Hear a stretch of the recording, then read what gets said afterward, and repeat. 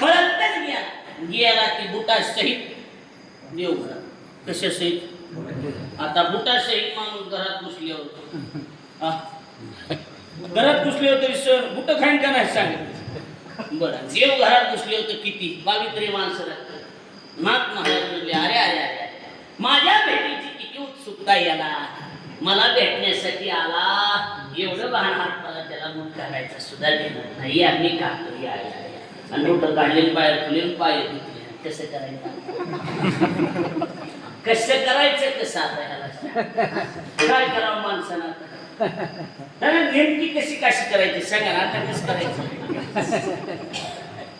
ते मला अवघड झालं. आता राग तर चुलीत गेला दुसरं दिलं नेलं त्याला हे जा जेवायला ताट पाट रांगोळ्या काढल्या आणि असं मस्त त्याचं स्वागत पाया. नाथ महाराज मला चुकीचं झालं जरा लोकांचं ऐकलं, पण मधून गप्पून माणूस मूळ स्वभाव येते ना कधी कधी. कसली वातावरण तयार झाले, माणूस माळमी घालते, सगळं हे होते. आणि एकदा श्रावण लागलं संपाला आणि पावसाळा सर्दी ते झालं माणसं नसते आपल्याला असलं जमत सर्दी. कळलं का नाही कळलं माझं मूळ स्वभाव येते का नाही माणूस कधी ना कधी. ती सगळं जेवण बिवून निमित्त आले मूळ स्वभाव आधी मानला काय म्हणला काय ना गप्पून देण्यात आला. पण ती 200 500 देतो म्हणले 200 तरी 500. जेवताच उठला गिरजाबाई वाढीत होती पाठीवर जाऊन. आता बायकोच्या पाठीवर बसले राग येईल का नाही कोणाला माणूस काय बी सहन करते, पण बायकोच्या बाबतीत सहन करते का बोला की आताच राग तीच नाथ महाराज म्हणले गिरिजा सांभाळून सांभाळून हरिपंडित आहे आपला हरिपंडित आहे. गिरिजा तुला सवय हरिपंडिताला पाठीवर घेऊन जेवण वाढायची, सांभाळून आपलं लेकरू. आता कसं करायचं दयावंत अंतःकरणात दया. लक्षात आलं का नाही?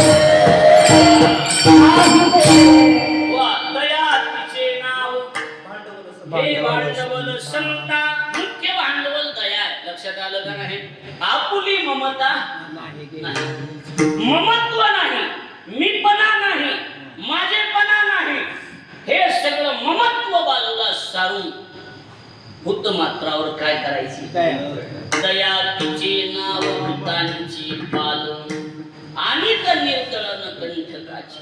म्हणजे अहो दया क्षमा ज्याचे अंगी आणि तोची संत जाणाचे. लक्षात आलं का नाही? दुसरं काय दया क्षमा ज्याचे तोची नर जन्मला दिली. म्हणजे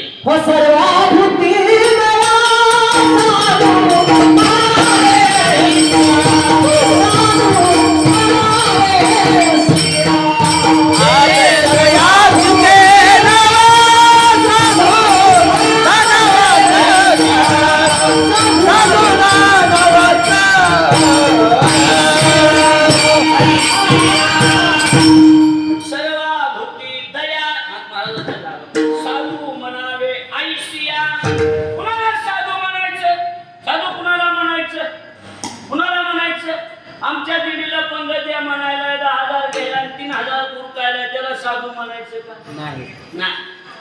त्याला साधू म्हणायचं. सर्वभूती दया, सर्वभूत मात्रावर प्राणी मात्रावर जो काय करतो दया. एवढंच नाही आपल्या दुश्मनावर सुद्धा जो दया करतो. जे खळांची आम्हाला ज्यांनी त्रास दिला, आम्हाला ज्यांनी त्रास दिला, ज्यांनी दुःख दिलं त्यांची सुद्धा कल्याणच व्हावं, त्यांचं सुद्धा भलंच व्हावं ही अपेक्षा ज्यांच्या अंतकरणात असते त्यांना साधू म्हणायचं. त्यांना काय म्हणायचं? साधू. दोन कुणी हाणले तरी बी काही म्हणत नाही, काय नाही, चल लक्षात आलं तर नाही. हे तर ती जिजाबाई म्हणत होती ना तुकोबा राहायला.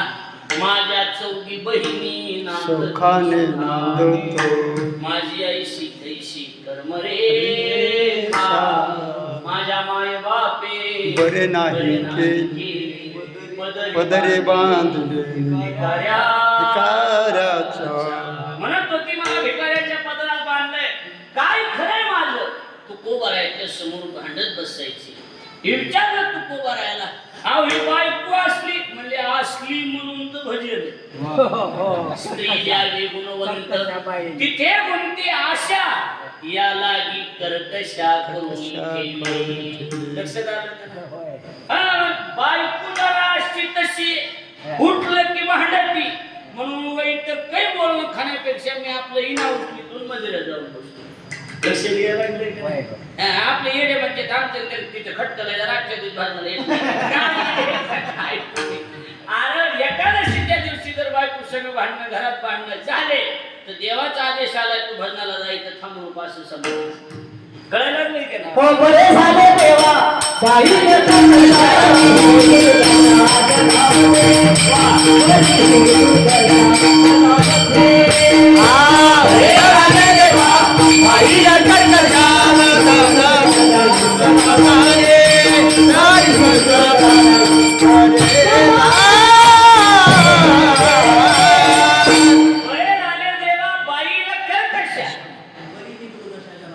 बरी ही दुर्दशा जगामध्ये. बरं झालं देवा, बरं झालं बायको उभ्या कानाची भेटली, बरं झालं देवा, बायको उभ्या कानाची म्हणून बरं झालं.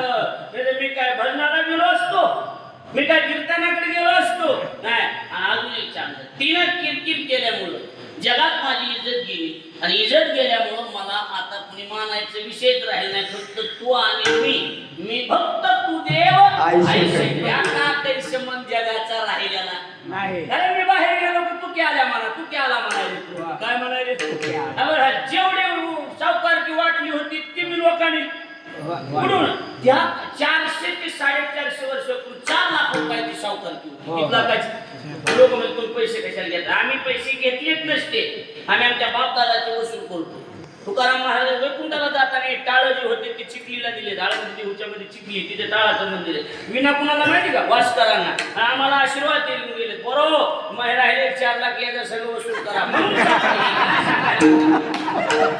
400 वर्षापासूनचा याच लावा, अजून मुदत कशाचं याच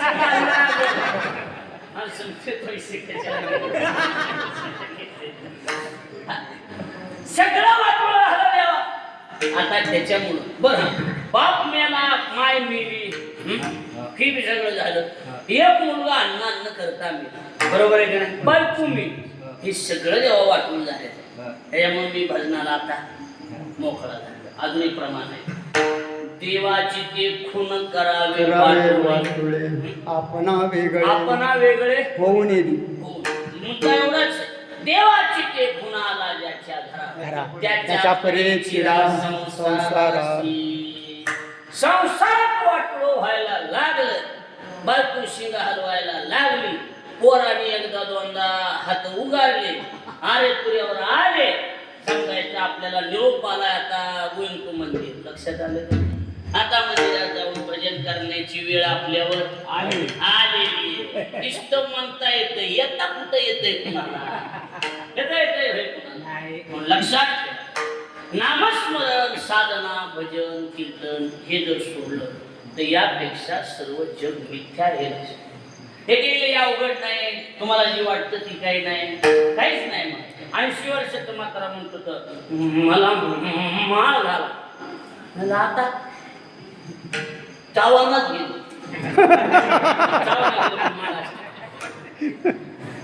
नाही तुमचं वय आणखी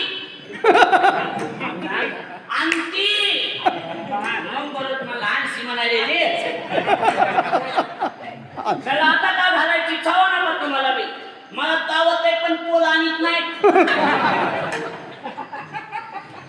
जी असली म्हातारे नरकात जाते नाही तो कुठं जाते सांग. अजून बी जर हे म्हातारे 2 गोट्याची रश्याची वाट बघत असते 80 वर्षाची पैशाच्या अवलादी झाल्या तरी बी ह्यांना जर अजून कळतच नसेल तर मग आता ही म्हातारे इथे ठेवायच्या लायकीचे आहेत का पैसे सांग. डायरेक्ट नरकाला. हा डायरेक्ट नरकाला. हा काही इथं ठेवून उपयोग नाही. आणि मला घालून बहिणीला या जाणं पैसे देणारे कुठे पैसे दाखवा. हा टप्पा झाडायले तर भावाला बहिणीला या जाणं पैसे द्यायला कुठं ठेवायचे चांगलं. काही बहिणी येतात काही पोरी येतात पळून जाते आणि पुन्हा बापाला निरोप पाठवतात आम्हाला अर्धा हिस्सा पाहिजे. काय करायचं त्या भावाच्या आणि बापाच्या इन्स्टिट्यूट डोळा ठेवलं हे आपल्या शास्त्रात कुठंच लिहिलेलं नाही. शासन आणि सरकार ही काही असेल पण बांधल्या खुंटाशी धेनूचे चरणे दिल्या घरी राहिली लेकीची. बांधलेल्या खुंटाला तिथंच राहणं हे गाईचं काम. आणि मायबापांनी ज्या घरी नेऊन बांधलंय त्या त्या घरी पडून राहणं हे कुणाचं काम. लेकीचं. तक्रार करायची नाही लेकीनं मायबापापाशी असं झालं तसं झालं काय